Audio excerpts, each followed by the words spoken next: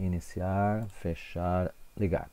Pronto, povo do segundo médio, bom dia. Bom dia, meu povo, que é o Hélio de novo, e agora com filosofia. E detalhe, a aula de hoje ela é referente à apostila 8 ainda, ok? O nascimento da ciência, tá? E a nova imagem do mundo. Lembrando que o resumo referente a essa aula já está postado. Lembra que eu postei o resumo do nascimento da ciência? Pois é, se você rodar ele, a ciência do século XVII, aí tem os exercícios, não é isso? Logo após os exercícios é só baixar mais que continua, que é a aula de hoje, o racionalismo, ok? Tudo bem? A gente vai falar do racionalismo e de René Descartes, tá? Um dos filósofos mais famosos aí da história. Lembrando que o racionalismo, ele foi uma doutrina filosófica inaugurada pelo Descartes, onde existem outros filósofos também da mesma linhagem, que é o Spinoza, o Leibniz e tal, ok? Assim, essa doutrina, lembrando que a ciência, o estabelecimento da ciência, ela, a partir do século XVII, é uma maneira de você adquirir conhecimento sobre a natureza, tá? E como é possível a gente adquirir esse conhecimento? Através da nossa mente, da nossa razão, tá? E uma das doutrinas mais significativas é o racionalismo. A gente vai ver a doutrina oposta depois, o empirismo, tá? O racionalismo é o seguinte, ele privilegia a razão em detrimento da experiência do mundo sensível. Ou seja, vou pegar o exemplo, a caixinha, minha caixinha de relógio aqui vermelhinha, que eu acho linda ela. É o seguinte, da Mondane. Eu olho para essa caixa e falo, esta é uma caixinha vermelha, ó que linda, né? A caixinha é o objeto do conhecimento. Enquanto isso, eu sou o sujeito do conhecimento. Eu conheço a caixinha. Eu sou o sujeito dele. Ou seja, para que o conhecimento exista, a minha mente tem que processar a experiência sensível. Sensível no âmbito da visão. Eu estou vendo essa caixinha, ok? Eu estou vendo a cor dela. Certo? Eu posso estar ouvindo um barulho qualquer e a minha mente processa e identifica o que é. Isso é o racionalismo. É um pressuposto básico do racionalismo. Então, para ele, a verdade é o quê? A verdade está no sujeito do conhecimento e não no objeto. A verdade é uma característica de ideias e não de coisas. Certo? E a razão é uma luz natural que nós temos. Nós já nascemos com isso. Certo? Lembrando que o que determina a verdade de um objeto para o racionalista é a nossa mente, certo? Lembrando que tudo, absolutamente tudo que existe, tem uma causa inteligível, mesmo que a gente não consiga demonstrar aí em termos de experiência, tá? Como assim causa inteligível? Tudo que existe tem uma causa e essa causa é possível ser percebida por nós. Ela é inteligível, é possível a gente inteligir, aprender, assimilar, entender o negócio. A nossa mente tem condições de processar, tá? Tudo. Lembra que o racionalismo é uma das doutrinas que reflete a confiança plena na razão humana, certo? Para o Descartes, nós temos algumas ideias inatas. O que é isso? Nós já nascemos com algumas ideias. Não todas, é óbvio, tá? Mas algumas ideias a gente já tem, que são ideias puras, que são livres dos sentidos. Ela só pode existir porque nós já nascemos com ela. Exemplo, infinito, tempo, espaço, Deus, relações matemáticas, tudo isso são intuições intelectuais, ok? São intuições que a gente tem desde que nasce. Ué, mas como assim, Hélio? Você é louco? Como é que eu vou saber já o que é tempo, espaço, Deus? Pois é, imagina um bebê. Ele joga um brinquedo, tá? Bebezinho pequenininho, joga o brinquedo. Ele, ao olhar o brinquedo, ele quer o brinquedo de novo para brincar. E ele tem a intuição de que ele precisa engatinhar para chegar até o brinquedo. Ele não conhece a palavra espaço, o conceito físico do espaço, ou como calcular a distância. Ele não sabe nada disso. Ele é analfabeto, ele não foi alfabetizado ainda. Mas ele tem uma intuição de que existe algo entre ele e o brinquedo que ele quer, que é um espaço. Ele tem uma intuição disso e ele vai engatinhar até chegar no brinquedo que ele quer. Ok? Segundo Descartes, nós também temos essa intuição de tempo, de infinito, de Deus. Você olha para o universo, cara, não é possível isso ter surgido do nada. Deve ter alguém que criou isso, ok? Tudo bem? Depois na live a gente tira mais dúvidas, tá? Que o tempo aqui é um pouco mais restrito. Descartes, físico matemático francês, considerado o pai da filosofia moderna. Tem várias obras importantíssimas, o Discurso do Método, Meditações Metafísicas. As meditações, na verdade, são a minha obra favorita dele, tá? E é nela que a gente vai focar um pouco agora. Então é o seguinte, lembra que o Descartes, ele é o filósofo do cogito, tá? O cogito é a grande frase lá, símbolo do racionalismo, que é o penso, logo existo. Em latim, cogito ergo sum, por isso que é chamado cogito, tá? E aí sim, nas meditações o Descartes reproduz a sequência de raciocínios que levam ele aos fundamentos do conhecimento humano. Vamos agora seguir passo a passo. Lembra que eu comentei que a filosofia é conhecimento rigoroso, sistemático, né? Vamos ver isso agora, tá? Com mais apuro. Vamos analisar o caminho das duas primeiras meditações, ok? A primeira meditação, a dúvida metódica, e a segunda do cogito, tá? Então é o seguinte, o Descartes estudou num dos colégios mais incríveis da França e da Europa na época, que era o Colégio La Flèche, tá? E assim, ele, mesmo sendo um colégio, né, tradicionalíssimo e tal, ele questionava os ensinamentos. Ele achava que não eram verdade, eram todas versões. E aí ele começou, encasquetou com isso e falou, cara, eu preciso encontrar a verdade nas ciências. E qual foi o método que ele usou para isso? Lembra que conhecimento científico é conhecimento metódico, ok? Então ele achava assim, cara, eu tenho que duvidar de tudo, eu tenho que duvidar. E aí se eu começo a duvidar de tudo, a hora que eu achar alguma coisa que eu não consiga duvidar, isso é verdade.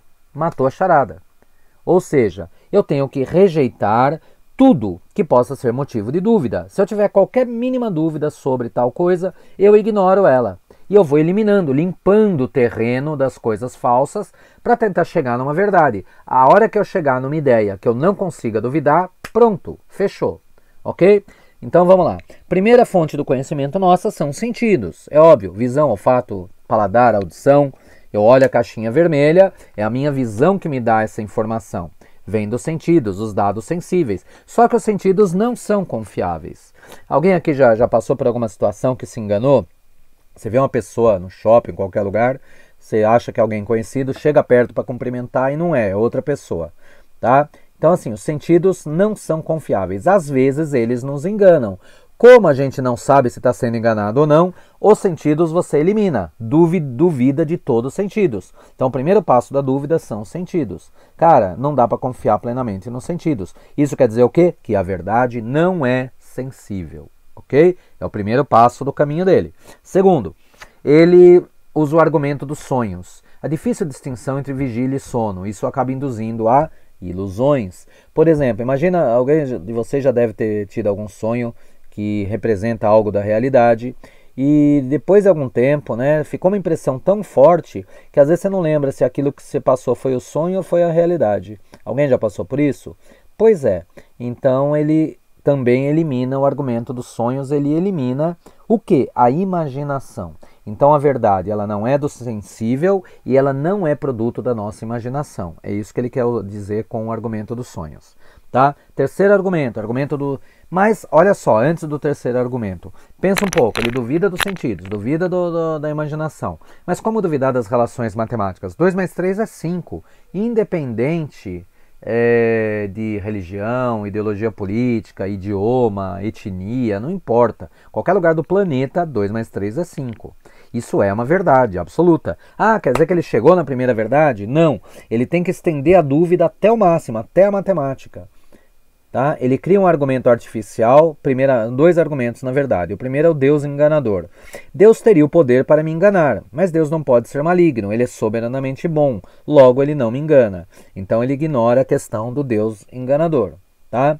E aí, mas ele quer duvidar na matemática. O que ele faz? O argumento do malingene, em francês, ou gênio maligno, é um argumento artificial criado pelo Descartes para estender a dúvida até o domínio da matemática. Tá? E aí ele fala, cara, imagina que toda vez que eu penso qualquer fórmula matemática, qualquer equação, não sou eu que estou pensando, é um gênio maligno que me engana em tudo. Tá? Tudo que eu sei é mera ilusão.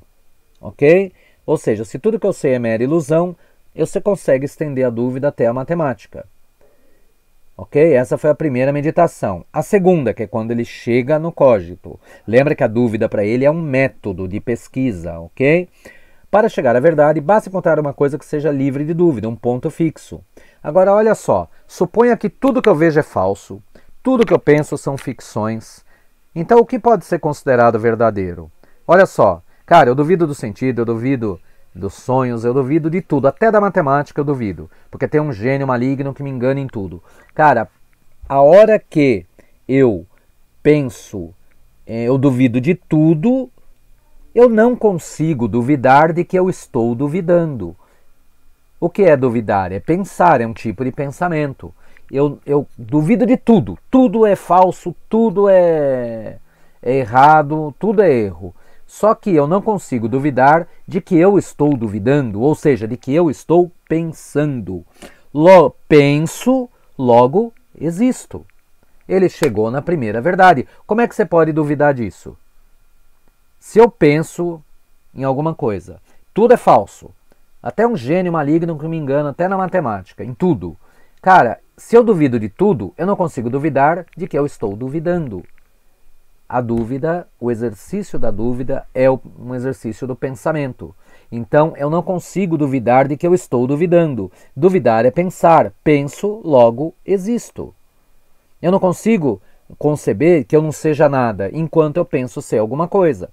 Se eu duvido de tudo e sou sempre enganado, não tem como negar a minha existência. A proposição penso, logo existo, em latim cogito ergo sum, é necessariamente verdadeira.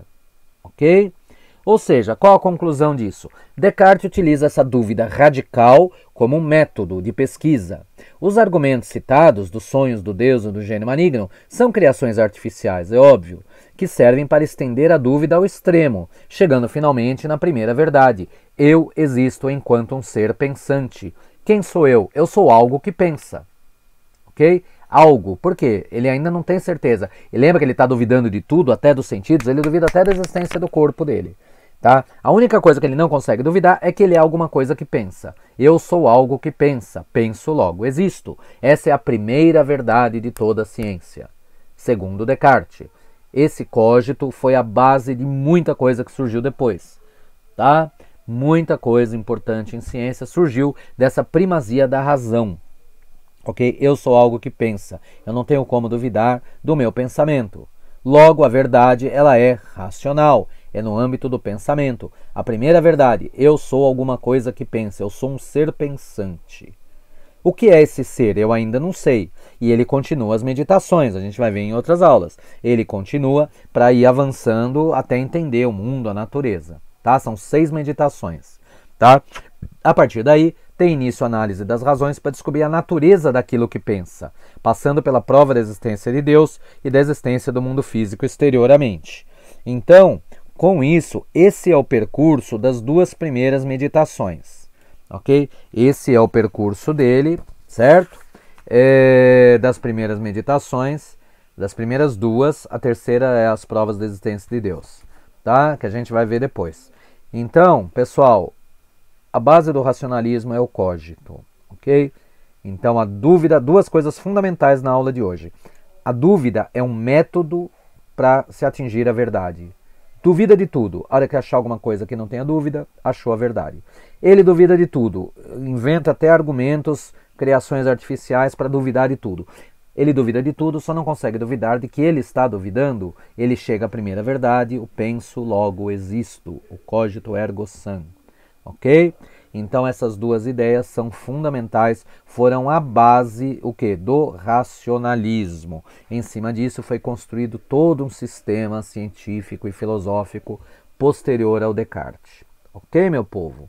Então assim, esse é o conteúdo. Eu dei uma acelerada, né? A aula é curtinha, de 15 minutos, mas eu tiro todas as dúvidas de vocês na nossa live, que será amanhã às 9 horas da manhã. Ok? Não esqueçam, levem abram lá na hora da live a apostila 8.